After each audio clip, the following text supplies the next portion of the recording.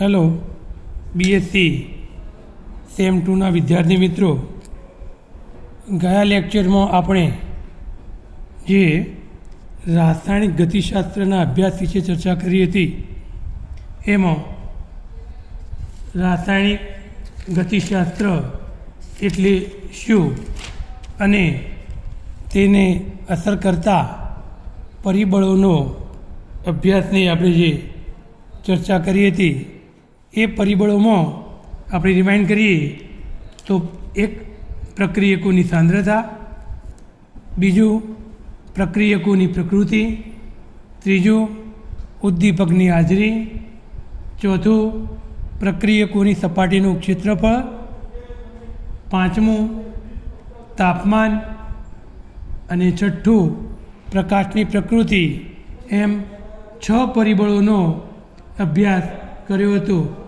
આ સિવાય એમાં મોલિક્યુલારિટી આણ્વિકતાનો પણ અભ્યાસ કર્યો હતો. હવે આ લેક્ચરમાં આપણે પ્રક્રિયાક્રમનો અભ્યાસ કરીશું. Order of reaction. Order of reaction જેને કહેવાય પ્રક્રિયાક્રમ, જેને આપણે કહીશું પ્રક્રિયાક્રમ. આ પ્રક્રિયા ક્રમમાં કોને પ્રક્રિયાક્રમ કહેવાય? તો મહત્ત્વની વસ્તુ એ કે કોઈ પણ રાસાયણિક પ્રક્રિયા આપેલી હોય, આ પ્રક્રિયામાં જ્યારે પ્રક્રિયા દરમિયાન એની સાંદ્રતામાં ફેરફાર થતાં પરમાણુ અથવા અણુની સંખ્યા અથવા પ્રક્રિયાનો વેગ નક્કી કરતા પ્રક્રિયામાં ભાગ લેતા પરમાણુ અથવા અણુની કુલ સંખ્યાને આપણે પ્રક્રિયા ક્રમ કહીએ છીએ. પરંતુ જો શોર્ટ એન્ડ સ્વીટમાં બતાવવું હોય તો આપણે બતાવી શકીએ કે પ્રક્રિયા દરમિયાન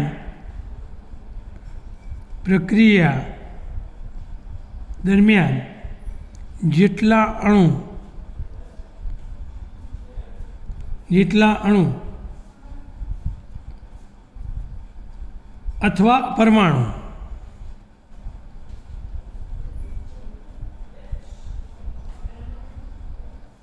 ઓની સાંદ્રતાઓ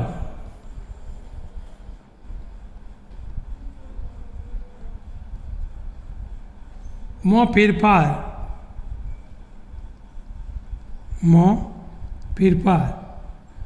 થતો હોય તેમની કુલ સંખ્યાને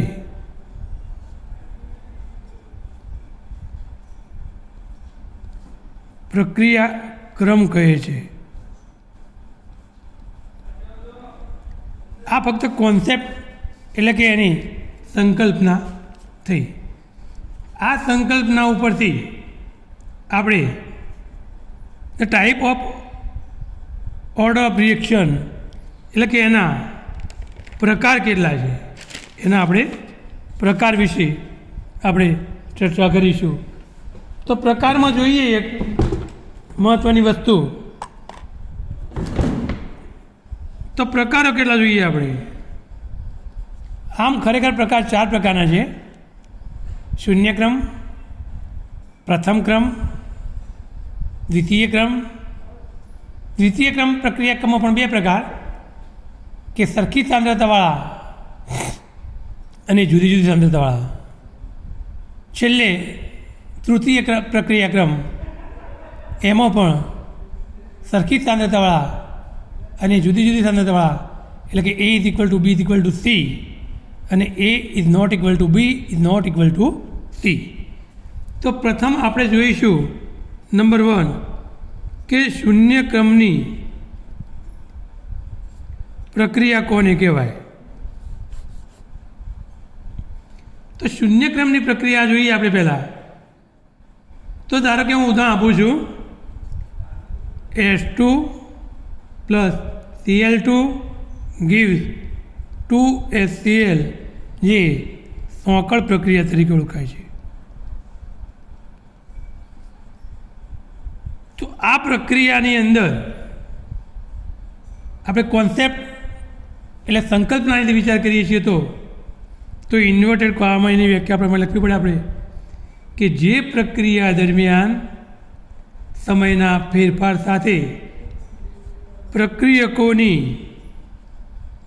પ્રક્રિયકોની સાંદ્રતામાં ફેરફાર ન થાય તે પ્રક્રિયાને આપણે શૂન્ય ક્રમની પ્રક્રિયા કહેવાય. તો આ શૂન્ય ક્રમની પ્રક્રિયા એ હાઇડ્રોજન અને ક્લોરીન વાયુની પ્રક્રિયકો તરીકે ઉપયોગ કરીએ અને HCl વાયુ ઉત્પન્ન કરીએ તે શૂન્ય ક્રમની પ્રક્રિયા કહેવાય. અને આનો વેગ પ્રક્રિયકોની સાંદ્રતા પર આધાર રાખતો નથી. આ મહત્ત્વની બાબત. વેગ પ્રક્રિયકોની સાંદ્રતા પર આધાર રાખતો નથી. આ એ મહત્ત્વની બાબત આપણે કહી શકીએ છીએ. તો એ પછી આપણે નંબર 2 લઈશું. નંબર 2 પ્રથમ ક્રમની પ્રક્રિયા, ફર્સ્ટ ઓર્ડર રિએક્શન, જેને કહેવાય ફર્સ્ટ ઓર્ડર રિએક્શન. તો પ્રથમ ક્રમની પ્રક્રિયાની અંદર ઉદાહરણ લઉં છું કે N2O5 gives N2O4 plus O2. જેમાં આપણે જોઈએ તો એનો વેગ જોઈએ તો વેગ બરાબર dx/dt એટલે કે અંતર ભાગ્યા સમય. તે પ્રક્રિયકોની સાંદ્રતાના સમપ્રમાણમાં હોય છે. CA એને કહેવાય n બરાબર શું આવશે? પ્રક્રિયા સંખ્યા 1/1. તો આની વાત કરીએ, આને આપણે કોન્સેપ્ટ સંકલ્પના ઉપયોગ કહી શકીએ કે જે રાસાયણિક પ્રક્રિયા દરમિયાન ફક્ત એક જ પ્રક્રિયકની સાંદ્રતામાં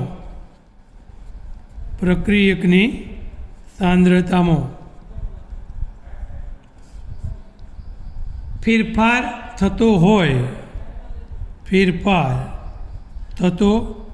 હોય તેવી પ્રક્રિયાને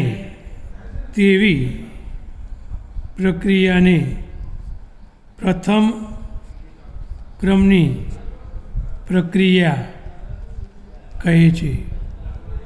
આ વસ્તુ પ્રથમ પ્રકારની પ્રક્રિયા. જો બંનેમાં કમ્પેરિઝન કરીએ તો શૂન્ય ક્રમમાં પ્રક્રિયકોની સાંદ્રતામાં ફેરફાર થતો નહોતો, આપણે બતાવી દીધું. જ્યારે પ્રથમ ક્રમની કહીએ આપણે તો પ્રથમ ક્રમની અંદર આપણે જોઈશું તો ફક્ત આપણે શું કહીએ એની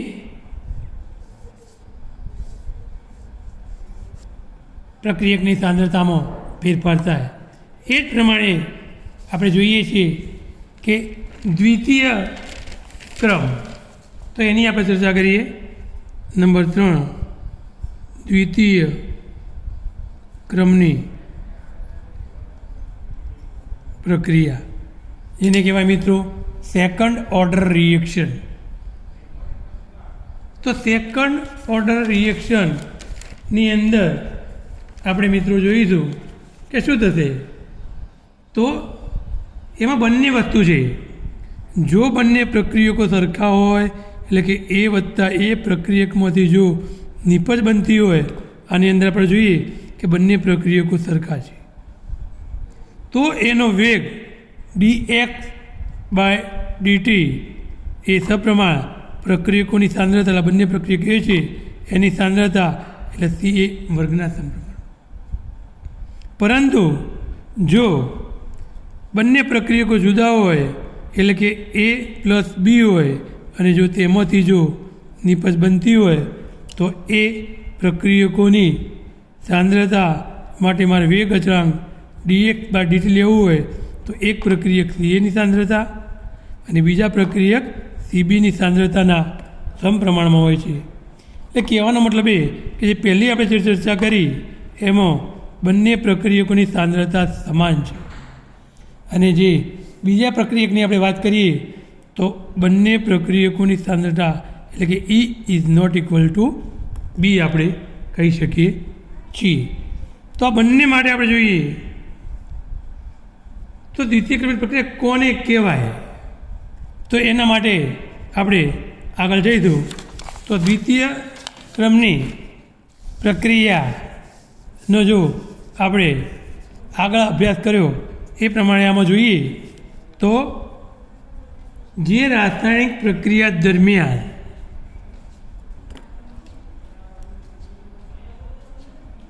બે પ્રક્રિયક અણુની કેવા બે પ્રક્રિયક અણુની સાંદ્રતામાં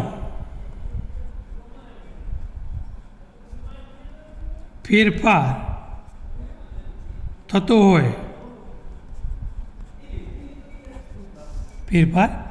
હોય તો તેવી પ્રક્રિયાને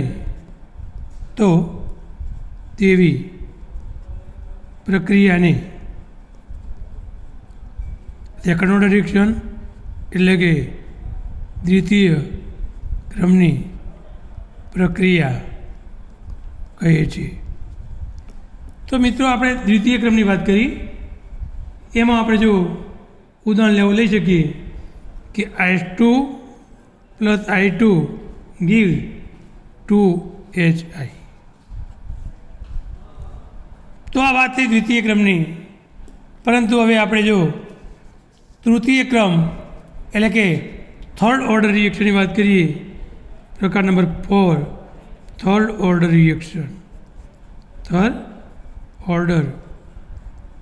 રિએક્શન જેને કહેવાય તૃતીય ક્રમની પ્રક્રિયા.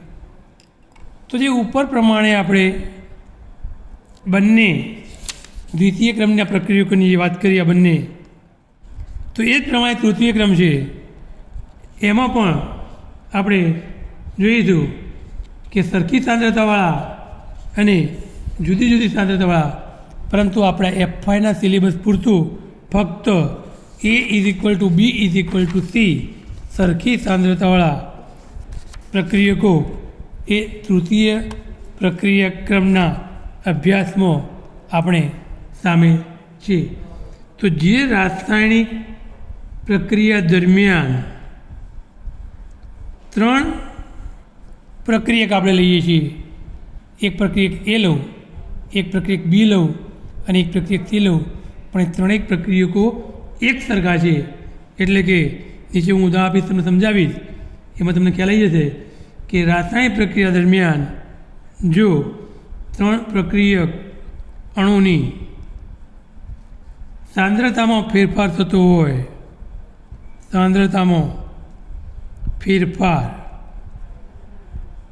હોય, તો તેવી પ્રક્રિયાને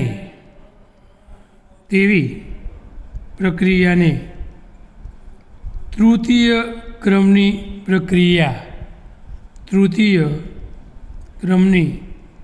પ્રક્રિયા કહે છે.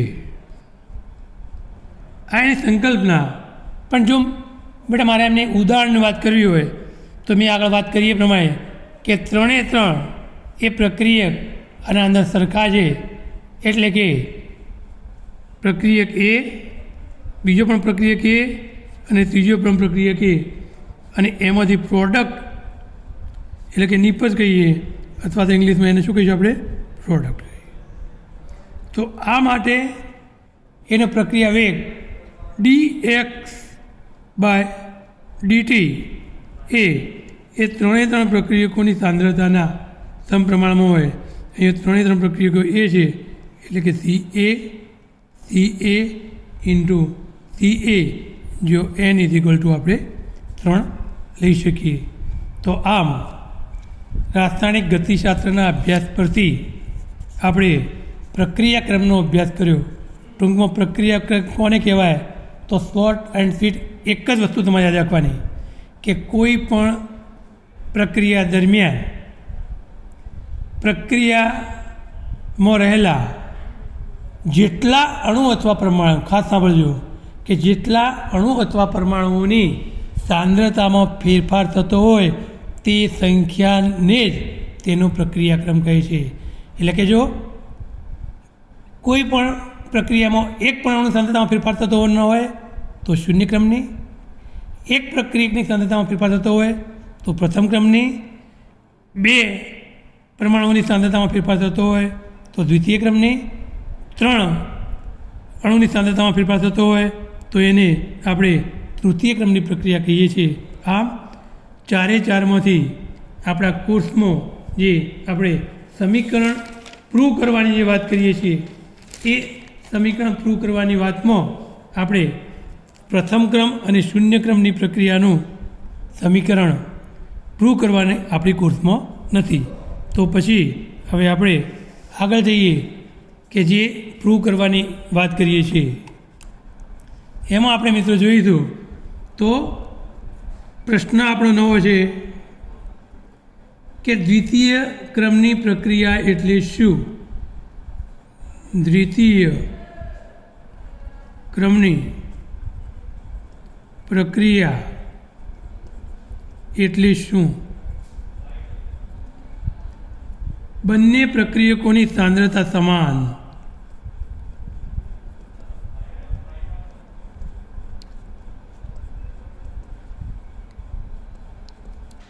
સાંદ્રતા સમાન એટલે કે A = B હોય ત્યારે પ્રક્રિયા વેગ અચળાંકનું સમીકરણ તારો. આવો મિત્રો આપણો ક્વેશ્ચન છે. તો આમે આ પહેલી બાબત આપણે સમજી ગયા કે દ્વિતીય ક્રમની પ્રક્રિયા કોને કહેવાય. એ મારે સમજાવવાની જરૂર નથી કે દ્વિતીય ક્રમની પ્રક્રિયા કોને કહેવાય. તો જે પ્રક્રિયામાં પ્રક્રિયા વેગનું મૂલ્ય બે પ્રક્રિયકોની સાંદ્રતા પર આધાર રાખતું હોય એને આપણે દ્વિતીય પ્રક્રિયાક્રમ કહી શકીએ છીએ. પરંતુ બીજી પરિભાષામાં આપણે કહેવું હોય એને તો જો એક જ પદાર્થની સાંદ્રતાના વર્ગનો ઘાત, એક જ પદાર્થની સાંદ્રતાના વર્ગનો ઘાત બરાબર હોય. આ મિત્રો આપણે એનું શોર્ટ ફોર્મ કીધું.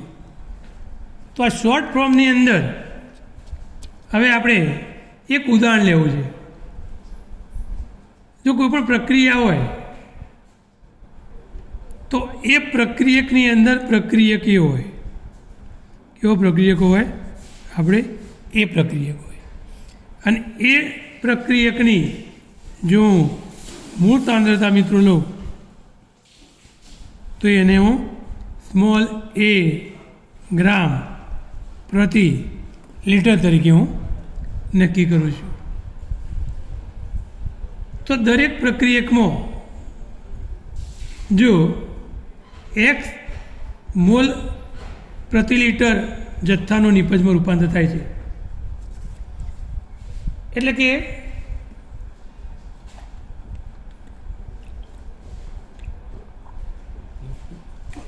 પ્રક્રિયક એની સાંદ્રતા એ હોય અને એ જો નિપજની વાત કરીએ તો નિપજ x મોલ પ્રતિ લીટર પેદા થાય. શેમાંથી? આ પ્રક્રિયકની અંદરમાંથી. અને એ પ્રક્રિયકની સાંદ્રતા કેટલી છે? એ છે. તો આ માટે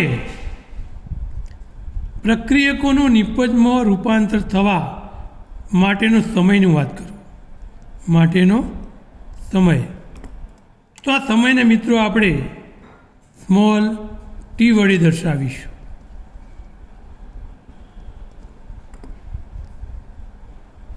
તો આખું નક્કી કરીએ આપણે કે પ્રક્રિયક એ ની મૂળ સાંદ્રતા સ્મોલ એ પ્રતિ લિટર હોય અને તેને નિપજમાં એક્સ મોલ પ્રતિ લિટર ઉત્પન્ન થતું હોય તે માટેનો સમય ટી હોય તો તેનો આપણે હવે પ્રક્રિયા વેગનો અભ્યાસ કરીએ.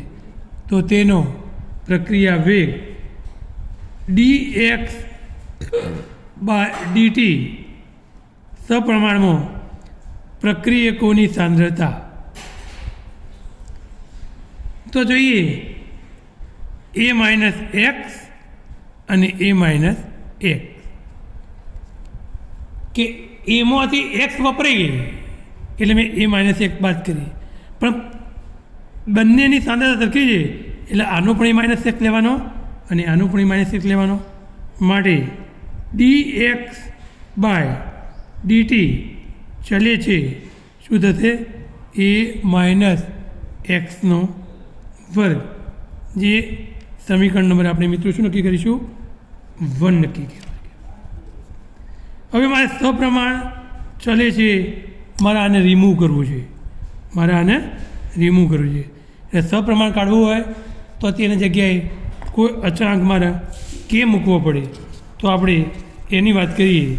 અચળાંક મારે ધારો કે એનો કે મૂકવો છે તો એની આપણે ચર્ચા કરીએ. તો dx બાય dt બરાબર આ હું કાઢી નાખું છું, એની જગ્યાએ હું કે મૂકું છું તો કે a માઇનસ એક્સનો સ્ક્વેર, જે સમીકરણ નંબર 1નું આ રૂપાંતર છે એ હું 1 જ આપી દઉં.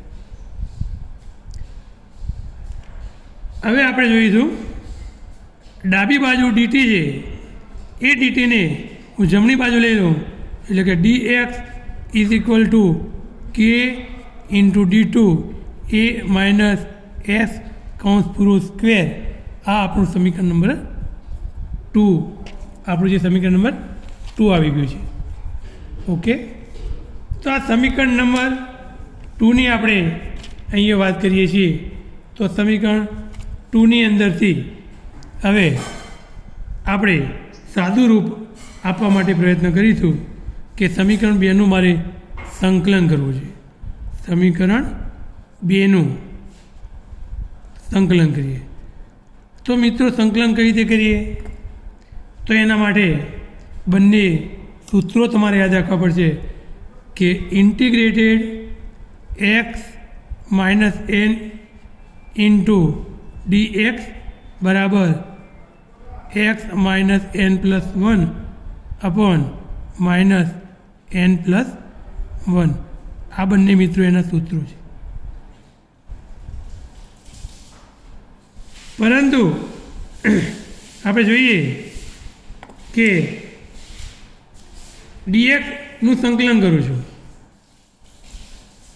આ પદ હું નીચે લાવું છું. કેમ કે એક્સ એક્સ બાજુ તો થશે ને, તો dx into a minus x કૌંસ પૂરો વર્ગ બરાબર કે ઇન્ટુ dt. આ એનું સંકલન કરીએ. સંકલન કરીએ તો આપણે જોઈએ છીએ કે મારે આ સૂત્ર વાપરવું છે. તો જ્યારે એ સૂત્રની આપણે વાત કરીશું તો એ dx એમને એમ આની 2 ઘાત ઉપર -2 ઘાત થઈ જશે. એટલે આ -2 ઘાત થશે તો x રેઝ ટુ -2 પ્લસ 1 એટલે કે -1.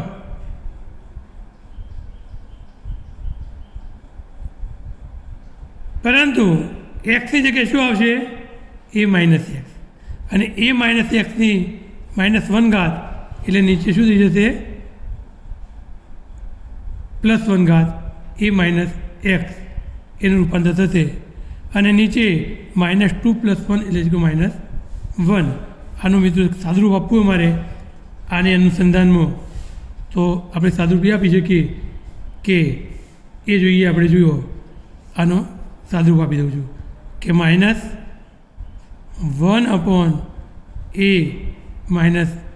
- x અને -1 = 1/a - a. ફરીથી જોઉં છું, આ કઈ દે તો મને ચર્ચા કરી દઉં ફક્ત આ સૂત્ર પરથી કે a⁻⁻x² ઉપર જાય એટલે -2, પરંતુ આપણે જો આની વાત કરીએ એક્સની જગ્યાએ હું શું લખી દઉં છું a - x, તો થશે જો તો a - x ની -2 ઘાત. તો a - x ની -2 ઘાતનું મારે ગાણિતિક સ્વરૂપ આપ્યું છે. તો આ પ્રમાણે થશે અહીંયા કે -2 + 1 એટલે -1, પણ એક્સની જગ્યાએ a - x એટલે 1/a - x કયો આવશે? નીચે આવશે 1/a - x. અહીંયા -2 + 1 એટલે કે -1, તો એ -1 આપણે ક્યાં આવી ગયો? અહીંયા આવી ગયો. એટલે આપણે અહીંયા -1 મૂકીએ તો એ પણ આપણે કહી શકીએ છીએ. તો એ -1 અને જે આ -1ની વાત કરીએ માઇનસ શું આવી જશે? અહીંયા પ્લસ આવી જશે. તો આ બંનેનું આપણે જે સાદુરૂપ આપ્યું એ શું થઈ જશે? 1/a - x. તો 1/a - x ક્યાંથી આવ્યો એ તમને ખ્યાલ હોવી જોઈએ કે 1/a - આપણે આ સૂત્ર સાબિત કરી અને પછી લાવ્યા છે. તો જે 1/a - x = kt પ્લસ અચળાંક c મૂકી દઉં, જે સમીકરણ નંબર આપણે 3થી એને ઓળખીશું. જો c એને આપણે શું કહી શકીશું? સંકલન અચળાંક. તો સમીકરણ 3ની અંદર બંને લિમિટ છે.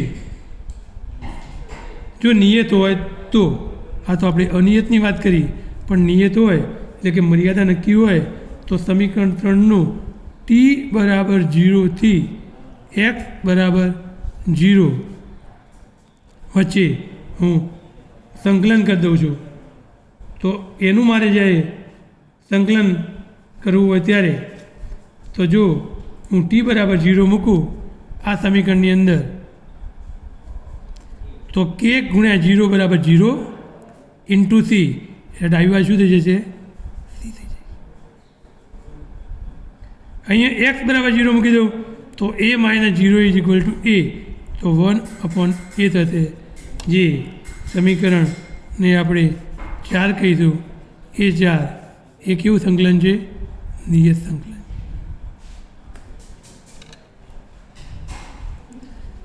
તો આ નિયત સંકલનની મિત્રો આપણે વાત પૂરી કરી કાઢી.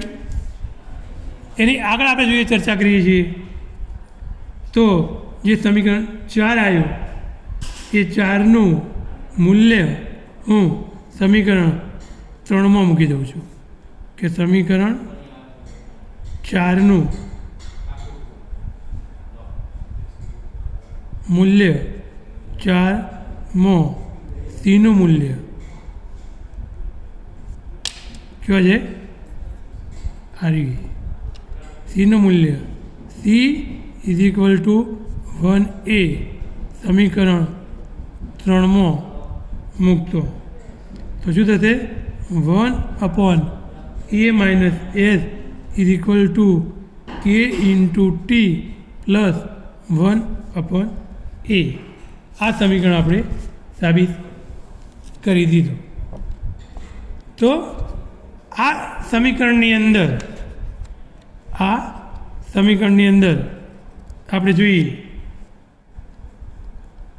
મારે સાદુરૂપ આપવું છે. શું આપવું છે? એનું સાદુરૂપ આપી દઉં છું. સાદુરૂપ આપો એનો મતલબ એ કે બંને એ વાળા પદો 5 પાસે લઈ લો તો અહીંયા મિત્રો આ એ વાળું પદ છે, એ વાળું પદ હું અહીંયા લઈ લઉં છું, તો શું થશે કે 1/a minus x minus 1/a is equal two કે ટી. હવે બંને સામાન્ય એક હશે, a માઇનસ એક્સ ઇન્ટુ એ.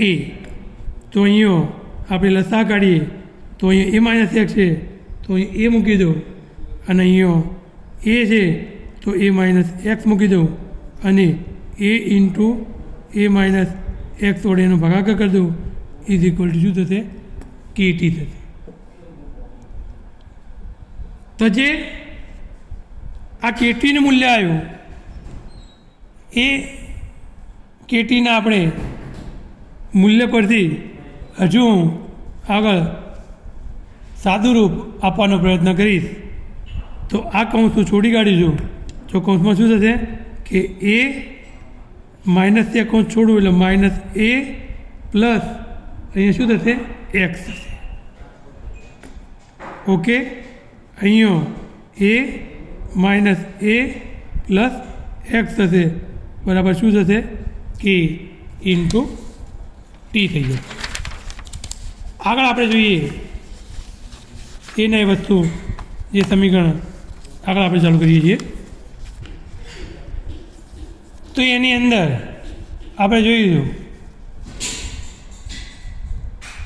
કે અહીંયા એ અને એ છે, તો આ બંને એને હું રિમૂવ કરું છું, દૂર કરી દઉં, એટલે એ અને એ જતો રહેશે. તો ઉપર ફક્ત શું રહેશે એક્સ રહેશે, કે એ અને એ જતો રહેશે. અને અહીંયા જે આપણે નીચે લઈ લઈશું આપણે એ તો એમને એમ જ છે એ ઇન્ટુ એ માઇનસ એક્સ. તો નીચે રહેશે એ ઇન્ટુ એ માઇનસ એક્સ બરાબર કે ઇન્ટુ ટી. તો મિત્રો મારે પ્રક્રિયા વેગની વાત કરવી છે. તો પ્રક્રિયા વેગ કે એમને એમ રાખવું, અને આ બાજુનો જે ટી છે એ ટીનું મૂલ્ય અહીંયા લઈ જાઉં છું, એટલે ટી જે ભાગાકારમાં છે એ ગુણાકારમાં થઈ જશે, અને પ્રક્રિયા વેગ કેનું સૂત્ર આપણે નક્કી કરી શકીશું.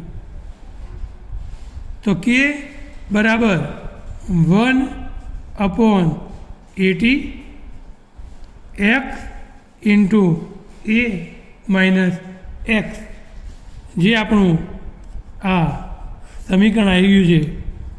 સમીકરણ નંબર હું ધારો કે આને 4 આપ્યું છે, તો આ સમીકરણને હું સમીકરણ 5 આપું, તો સમીકરણ 5a દ્વિતીય ક્રમની પ્રક્રિયા માટે જો પ્રક્રિયકોની સમાન સાંદ્રતા એટલે કે A ઇઝ ઇક્વલ ટુ બી માટે પ્રક્રિયા વેગ નક્કી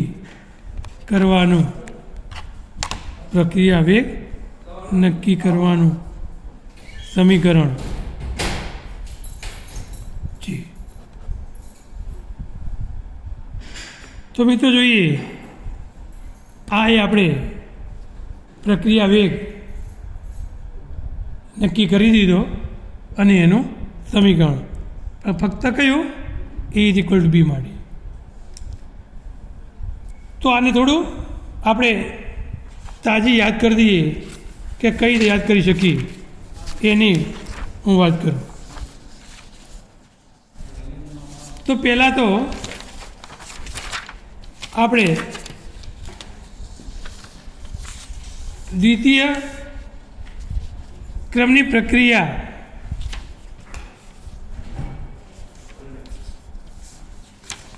ની મેં સમાન સાંદ્રતાની વાત કરી. પ્રક્રિયા કે છે મૂળ સાંદ્રતા સ્મોલ એ છે અને નિપજ એક સાબિત થાય છે, તો વેગ એ પ્રક્રિયકોની સાંદ્રતા બંને સમાન હોવાથી એનો વર્ગ થશે અને સપ્રમાણમાં થાય છે. આ એક મુદ્દો લઈ લીધો.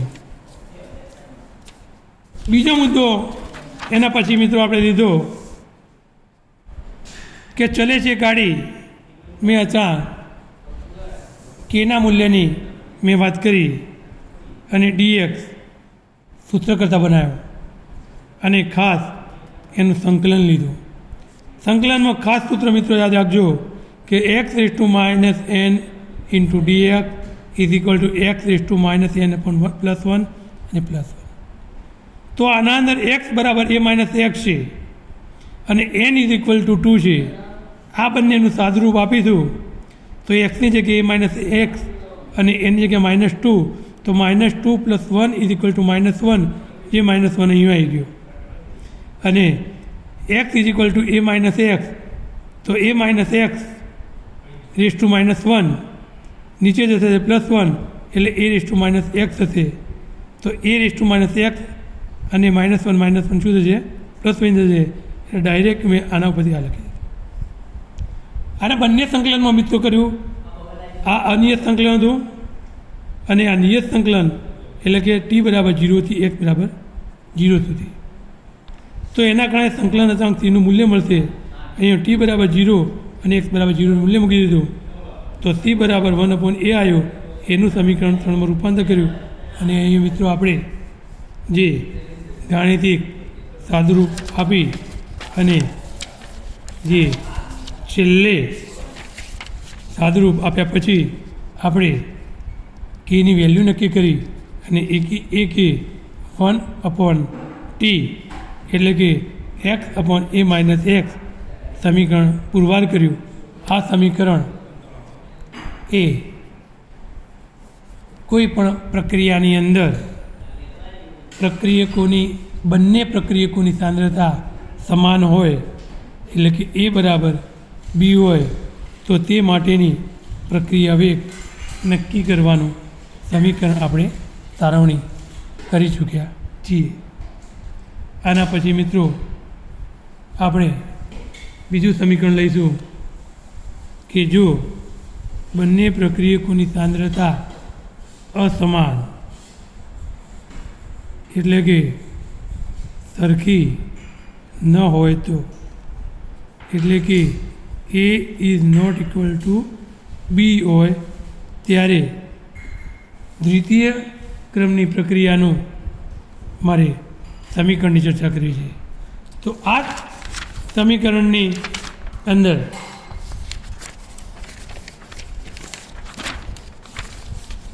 કે જે આપણે મિત્રો અહીંયા નક્કી કર્યું હતું a-x અને a-x, તો આ સમાન સાંદ્રતા અહીંયા a અને a હતું. શું હતું? સમાન સાંદ્રતા a અને a. તો આ બંને મિત્રોમાં બંનેમાં ચેન્જ કરી દેવાનું. એટલે એક તો હું એને એ રાખીશ, આ બીજી સાંદ્રતા હું બદલી કાઢીશ. અહીંયા એની જગ્યાએ ફક્ત હું શું મૂકી શકીશ? b મૂકી. અને પછી મારે એ સમીકરણની આ જ પ્રમાણે મારે સાબિતી આપવાની અને સાબિતી આપી અને તૃતીય ક્રમની પ્રક્રિયાનું a is not equal to b સાંદ્રતાએ પ્રક્રિયા વેગ કે માટેનું આપણે સમીકરણ સાબિત કરીશું, જે આપણે આવતા લેક્ચરમાં આપણે બતાવીશું. અસ્તુ.